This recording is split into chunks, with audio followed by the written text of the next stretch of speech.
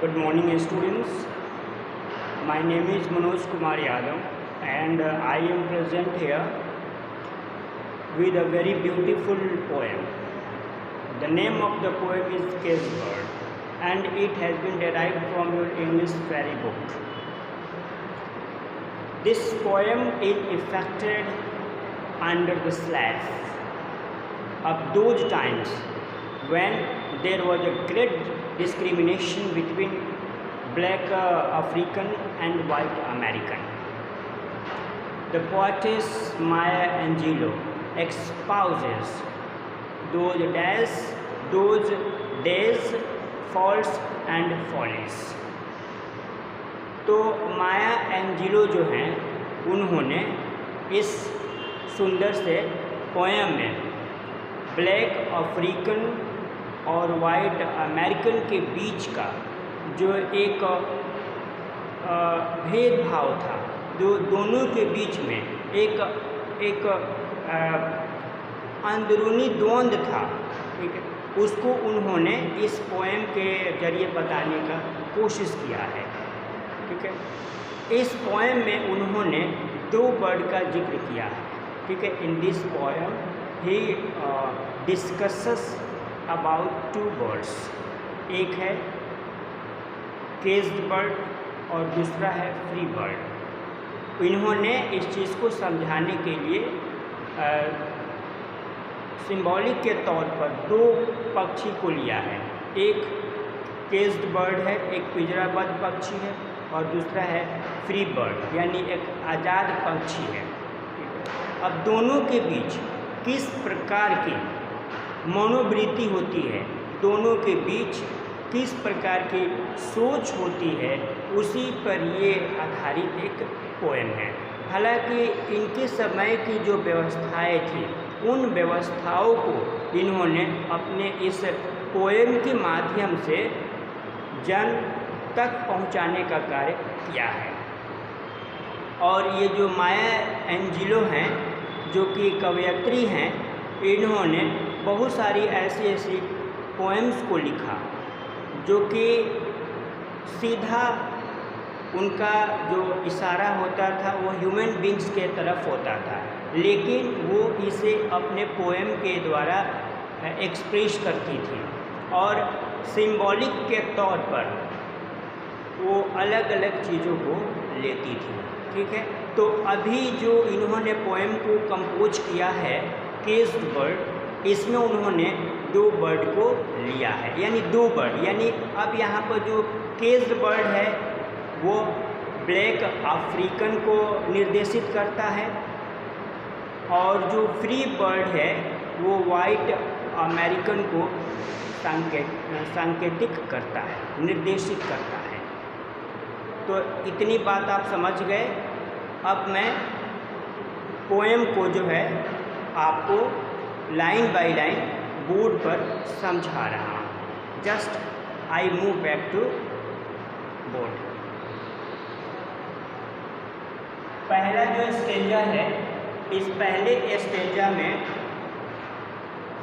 Free bird के बारे में बतलाया गया है, यानी फ्री बर्ड की मानसिकता को बतलाया गया है। फ्री बर्ड के अंदर की जो मानसिकता है उसको कवयित्री के द्वारा खुलासा किया गया है। ठीक है, अब इस पोएम की जो पहली लाइन है, a free bird lives on the back of the wind. अब जो आज़ाद पक्षी होता है वो हवाओं में, फिजाओं में उन्मुक्त होकर विचरण करते रहता है।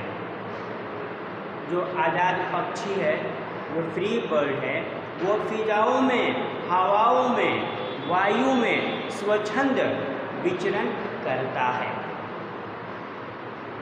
And floats down streams till the current ends and dips it winds. और जो नीचे के तरफ जो छोटे छोटे तालाब हैं, जो छोटा छोटा जो पोखर है, जो सरोवर है, जो छोटा छोटा जो पानी की जो स्रोत हैं, उसमें वह गोता लगाता है।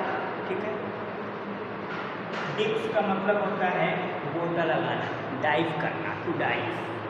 तो वह उस पोखर में, उस छोटे से जल स्रोत में वह डुबकी लगाता है और पानी पीता है और अपने पंखों को उस जल स्रोत में फड़फड़ाता है और पूर्ण रूप से उस जल स्रोत के ठंडे पानी का मजा लेता है।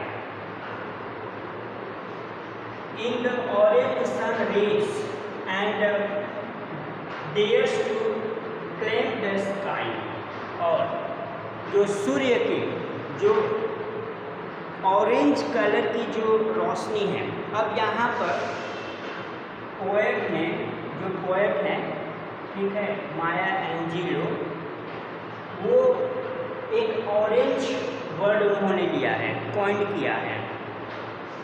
और ऑरेंज का यहाँ पर मतलब ब्राइटनेस है, यानी यहाँ पर जो ऑरेंज वर्ड है वो मेटाफोरिक वर्ड है। ठीक है, मेटाफोरिकल वर्ड है ये। ठीक है, ये ऑरेंज एक फल होता है। ठीक है, और आप सभी देखते हैं कि ऑरेंज पीला होता है और पीले जो रंग होते हैं उस पर अगर सूर्य की किरणें पड़ती है तो वो काफ़ी चमचमाती है और बिल्कुल स्पष्ट दिखती है। अर्थात माया एंजिलो जो कवयित्री हैं, उन्होंने जो दिन का समय का जो नज़ारा है उसको उन्होंने जो ऑरेंज कलर जो रिफ्लेक्ट करता है पक्षी के ऊपर, उसको वो एक ऑरेंज रेज के रूप में देखती है।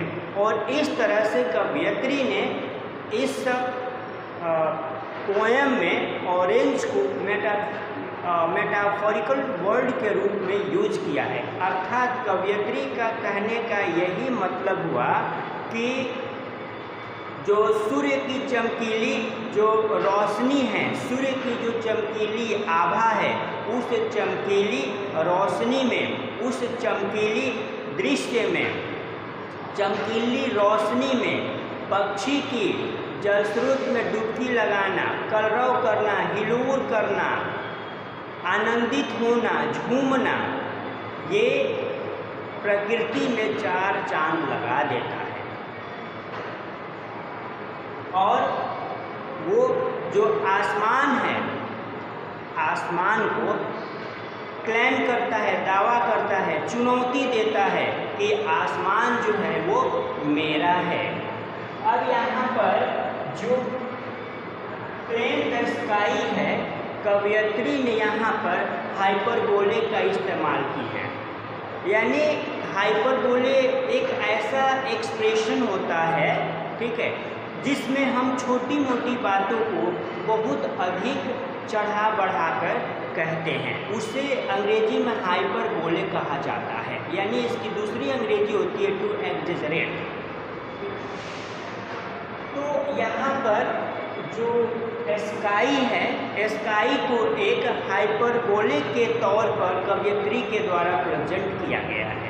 यानी कवयित्री ने पूरे फुल स्विंग में यह बतलाया है कि जो फ्री बर्ड होता है वह आसमां को भी चुनौती देता है, आसमां पर भी दावा करता है कि वह मेरा है और सिर्फ मेरा है। ठीक है, इस तरह से जो फ्री बर्ड की जो मानसिकता होती है वह फिजाओं में, हवाओं में स्वच्छंद उन्मुक्त विचरण करने की होती है। वह जल स्रोत में स्वतंत्र होकर डुबकियाँ लगाता है, कलरव करता है, नाचता है और झूमता है, और सूर्य की चमकीली रोशनी में उसका जो शरीर है वह बिल्कुल एकदम स्पष्ट और बहुत ही सुंदर दिखाई देता है। और उसके सुंदरता के साथ जो प्रकृति की सुंदरता है वह बढ़ जाती है और आसमां पर भी वह अपनी जीत को हासिल करता है। यानी एक तरह से हम यह कह सकते हैं कि फ्री बर्ड के लिए ये पूरी दुनिया है, क्योंकि उसका जो सीमा है, जो उसका क्षेत्र है वो व्यापक क्षेत्र है, वो किसी छोटे क्षेत्रों में संकुचित नहीं रहता। तो इस तरह से ये पहला जो स्टेंजा है, इस पहले स्टेंजा में जो कवयित्री माया एंजेलो जो हैं उन्होंने सबसे पहले फर्स्ट स्टैंजा में फ्री बर्ड के कॉन्सेप्ट को दिया है और फ्री बर्ड्स के अंदर जो साइकोलॉजी है उसको उन्होंने एक्सपाउज करने की कोशिश की है। ठीक है, तो मुझे उम्मीद है कि आपको ये पोएम की जो फर्स्ट स्टैंजा है वो समझ में आ गया होगा। ठीक है, अब इस पोएम की जो अगला स्टैंजा होगा हम आपको वह स्टैंजा अगले एपिसोड जब हम शूटिंग करेंगे तो उसमें हम आपको बताएंगे। ठीक है, तो मुझे उम्मीद है आपको ये समझ में आ गया। ठीक है, थैंक यू एंड हैव